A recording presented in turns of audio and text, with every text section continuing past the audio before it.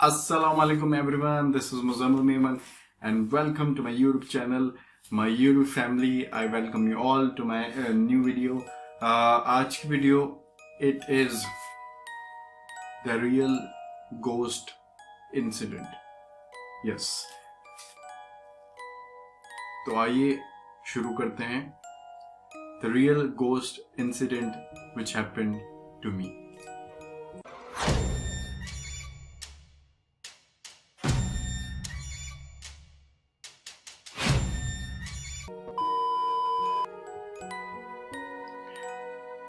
ये कहानी तो नहीं, खैर ये इंसिडेंट स्टार्ट हुआ था तकरीबन 1 साल पहले. जनवरी का महीना था, सर्दियों का मौसम था. तो मेरे फादर ने मुझे कहा था कि मुजम्मिल कोई अच्छा फ्लैट ढूंढो फॉर बिजनेस पर्पस, ताकि हम वो फ्लैट रेंट पे दे सकें या कुछ अरसे रखकर हम उसको सेल करें फॉर बिजनेस पर्पस. तो मैंने बहुत सारे अपने दोस्तों को कहा कि मुझे कोई फ्लैट जो है वो आप दिला दे. मेरी इतनी रेंज है, उस रेंज में या उससे कम में मुझे फ्लैट दिला दे. तो बहुत सारे फ्लैट्स देखे, लेकिन उनकी रेंज थोड़ी हाई थी, किसी का कोई प्रॉब्लम था.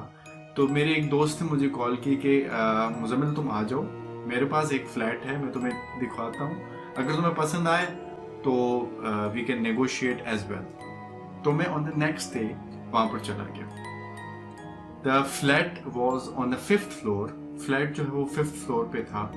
फ्लैट की जो बिल्डिंग थी वो बहुत ही अच्छी थी, बहुत ही अच्छी मेंटेनेंस थी, car parking, each and everything was absolutely fine. तो हम ऊपर गए, तो हमने लिफ्ट ली. उसकी लिफ्ट भी एक तरह की पुरानी, और एक फ्लोर के बाद पूरी दीवार आ रही थी, फिर एक फ्लोर के बाद फिर दीवार आ रही थी. अगर आदमी फंस जाए बीच में तो फिर आप तो मतलब फंस ही जाएंगे. तो हम जैसे तैसे करके ऊपर पहुंचे ऑन द 5th फ्लोर. जो फ्लैट था it was on the left, इस साइड पे फ्लैट था. तो हमने फ्लैट को खोला. उस जो पर्टिकुलर वो जो एरिया था, वो जो पूरा एक फ्लोर था 5th, वो बहुत ही सुनसान फ्लोर था. मतलब वहां पर ना कोई आवाज, ना कोई चहल पहल, ना कोई कुछ भी नहीं था. हमें तो ऐसा लग रहा था कि यहाँ पर इस फ्लोर में कोई रहता है या नहीं रहता. तो हमने कहा चले हम फ्लैट देखते हैं. तो हम गए अंदर. तो जैसे ही मैं अंदर फ्लैट के पहुंचा तो वहां पर अजीब सी एक स्मेल थी. स्मेल के बाद वहां पर मुझे अजीब सी घबराहट होना शुरू हुई. मतलब सफोकेशन, जैसे सांस में लेने में तकलीफ. वो फ्लैट कॉर्नर फ्लैट था, वहां पर उसकी विंडोज वगैरह भी ओपन थी. तो मैंने कहा शायद बंद हो काफी अरसे से, मे बी. तो काफी ज्यादा सामान वहां पर बिखरा हुआ था, जैसे बच्चों के पैम्पर्स, खिलौने और बहुत सारी XYZ चीजें. तो मेरे दोस्त ने मुझे कहा कि रिसेंटली 7-8 महीने पहले यहाँ पर लोग जो है वो रहकर गए, तो इस वजह से शायद उन्होंने इस चीजें छोड़ दी हो. तो मैंने कहा ठीक है. तो उसके हर रूम में 1-2 पिजन्स जो हैं वो मरे पड़े, कबूतर जिसको कहते हैं. तो जो मास्टर बेडरूम था, तो मैं वहां पर मास्टर बेडरूम देखने गया. तो वहां पर 3 पिजन्स, एक राइट पे, एक लेफ्ट पे, और इन द सेंटर पिजन्स मरे पड़े थे. तो मैंने कहा शायद विंडोज खुली हो, मे बी वहां पर आ गए हो, कुछ भी हो सकता है. तो मैंने मास्टर बेडरूम का जो है वॉशरूम देखना चाहा. तो मैं वहां पर गया. तो वहां जैसे मैंने प्रेस किया दरवाजा, तो बहुत ही स्टक, जैसे पीछे से कोई चीज फंसी हो, इस तरह से कोई दरवाजा फंसा हो. तो मैंने जैसे ही स्नीक किया, देखा, तो वहां पर सिंक जो होता है, वहां पर एक कबूतर जो है अंडों के ऊपर मरा पड़ा. तो मुझे थोड़ा सा बैड फील हुआ. मैंने कहा यार ये थोड़ा सा अजीब सिस्टम है, यहाँ पर अंदर कैसे पिजन गया, यहाँ पर तो विंडो भी नहीं है, और वो भी कबूतर जो है वो अपने अंडों के ऊपर मरा पड़ा. तो मैंने कहा चले ठीक है. तो फिर लास्ट में मैंने विजिट किया kitchen. Kitchen was so dark. Kitchen में बहुत अंधेरा था.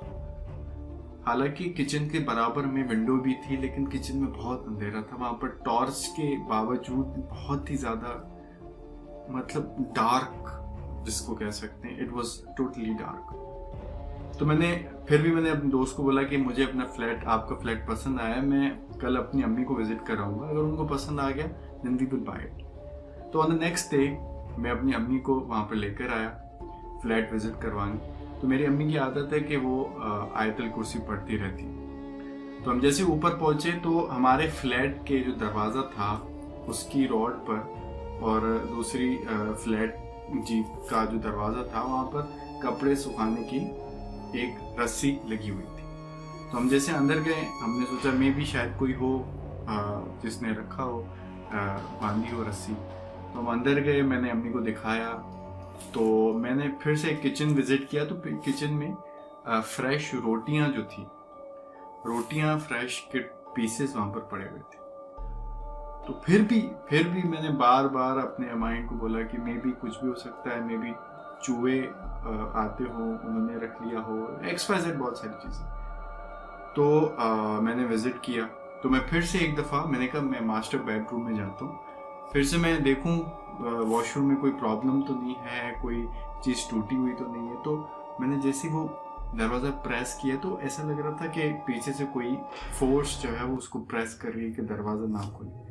तो मे भी क्योंकि मैंने तो अपनी पूरी ताकत से उसको प्रेस किया, फिर भी the door was not opening. इतनी देर में बाहर, दरवाजे के बाहर एक लड़की around 26 to 27 year old I. उसी रस्सी पर वो कपड़े सुखा रही थी। उसने अम्मी को देखा और फिर अम्मी को इशारा किया कि 1 मिनट आपा, आप इधर हैं। मैं फिर भी देख रहा था रूम्स वगैरह। तो आफ्टर 3 मिनट्स मेरी अम्मी के जो चेहरे के तासुरात थे वो थोड़े से डिफरेंट थे, जैसे एंजाइटी, डिप्रेस्ड, घबराहट। तो मैं जल्दी से वहाँ गया, मैंने कहा कोई तो प्रॉब्लम। मेरे माइंड में फर्स्ट ऑफ ऑल यही चीज़ आई थी मे बी ये घर हॉन्टेड हो। तो मैं वहाँ पर पहुँचा तो फिर वो लड़की ये कह रही थी कि मेरी तो आपसे ये सलाह है, क्योंकि आप जो हैं हमारे ही गांव के हैं, तो मैं आपको ये सलाह दूंगी कि आप यहाँ पर ना रहें, ना लें तो बेहतर है, बाकी आपकी मर्जी है। क्योंकि मेरे रिलेटिव्स भी यहाँ पर रहे थे, वो दोनों डॉक्टर्स थे और उनके साथ यहाँ पर बहुत सारा हादसा हुए और ये घर हॉन्टेड है। तो ये सब बातें हमने सुनी। तो हमने डोर लॉक करके मैं अम्मी को लेकर गया नीचे।